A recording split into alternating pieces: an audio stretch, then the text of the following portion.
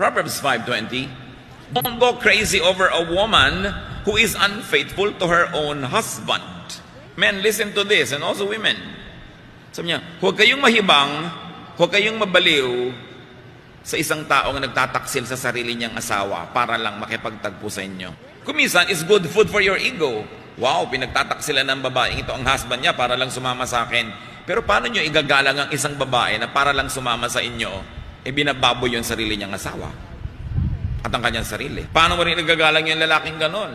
Meron pa mga nagtatanong sa akin sa Facebook, meron po akong boyfriend, nahulog na yung loob ko, kaya lang hulog na yung loob ko nung nalaman kong may asawa. Tapos, sabi po niya, ilihim namin sa asawa niya ang aming relasyon. Sabi ko, gaga ka ba? Ang ganda-ganda mong tao, ang usay-usay mo, isa ka lang lihim. Women, don't permit yourself to become just one man's secret. Magpakatalino kayo. If a relationship has to be a secret, you have no part being in it. You should not be in a secret relationship. Kung ililihim lang kayo, tapos ang Valentine date nyo, February 1, ang layo pa, bakit kayo papayag? You are entitled to a better treatment. Nahulog na pong loob ko. Damputin mo yung loob mo and walk away.